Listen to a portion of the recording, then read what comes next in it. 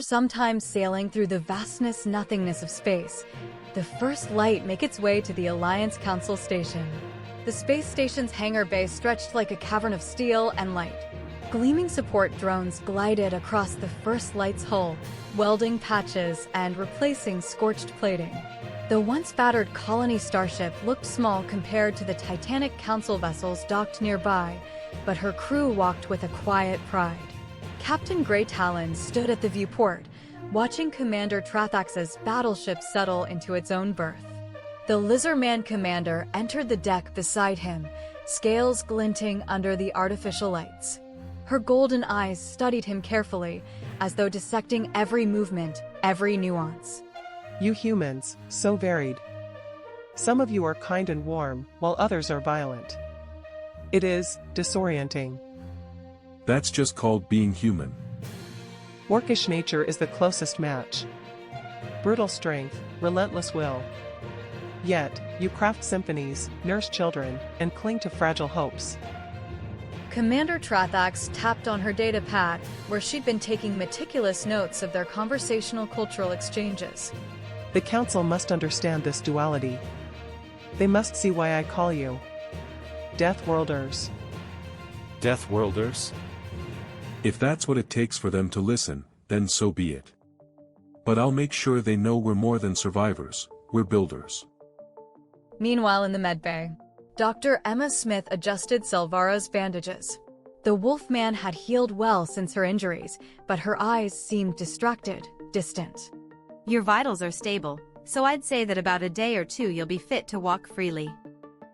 Salvara forced a smile, but when the doctor stepped out, her communicator pulsed faintly. She raised it to her ear. Captain Fong's gravelly voice hissed through. Salvara, you're inside their den. Perfect. Don't think you could slip away from me that easily, you bitch.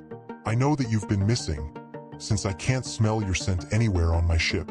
Feed me everything you hear and see while you're there, or I'll broadcast all of your naughty records, especially the ones about what you did during every single raid. I am sure that the Council and every righteous soul will find them very interesting. So listen to me very closely. Just one word from me and you'll never see freedom ever again. Salvara's claws trembled. No. Fang, please.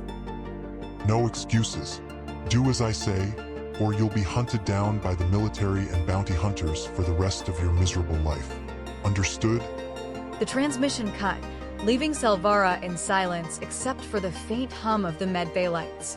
She didn't notice the shimmer of a HoloLens in the ceiling corners. Nova was silently observing.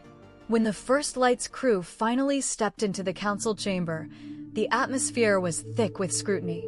Tiered seats of stone and crystal ringed the chamber. At their center sat three elders, Elder Hiskor of the Lizardmen, stoic and calculating, Elder Anastriana, a dark elf radiating grace, but also suspicion, and Elder Gorum, a dwarf whose arms crossed like twin anvils. At their side loomed Warlord Ulgar, an orc in ceremonial armor, tusks bared in an unreadable grin. Commander Trathax began. Her tail flicked, her claws tapping her data pad as she addressed the council. Elders, these humans, hail from a world where storms shatter continents, beasts hunt even the strongest, and survival requires both ferocity and ingenuity. Their nature is dual, dangerous, and wondrous. I label them as Death Worlders, for their world itself forged them as living weapons. These humans are looking for a new home, a planet, in which they could colonize. If not possible, they wish for assistance and information to find their way to their destination, a planet which these humans call Eden 7. The elders exchanged looks. Murmurs rippled through the chamber. Elder Hiskor's frill twitched. Elder Gorum gave a deep grunt. But Elder Anastriana turned her gaze upon Captain Talen. Is this true? Are you as savage as she claims? Talen stepped forward, his voice steady, carrying across the chamber. Yes. We are savage when we must be. Our home world demanded it. But it also gave us compassion, art, and the drive to explore the stars, not just to conquer them. We came here not to wage war, but to find a new home. We ask for a chance. And what will you do if denied? Then we'll keep searching. We'll endure. Because that's what we do. Huh. Spoken like an orc. I see the fire in you, human. The council chamber erupted in debate. Voices overlapped concern about humanity's potential for destruction, hope for their ingenuity, fear of unleashing another predator species upon their galaxy. At last, Elder Hiskor raised his hand. Silence fell. You will be given a trial, a chance to prove your intentions. Until then, you remain guests of the council. Hours later, Captain Talen sat in his ready room, dictating quietly into his logs. Captain's log, supplemental. After being ambushed by space pirates and escorted by Commander Trathak's battleship, we came before a council of allied sentient beings. This council has heard our plea but remains wary. Commander Trathak's presented humanity as Death Worlders, survivors forged in fire. They see us as both a threat and an opportunity. Now we must prove ourselves. The trial awaits, though its nature remains unclear. Our crew holds steady, but I feel the weight of every colonist's hope pressing on my shoulders.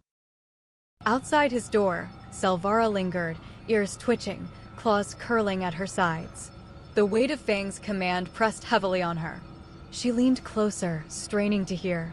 Unbeknownst to her, a faint shimmer flickered in the corner of the hall.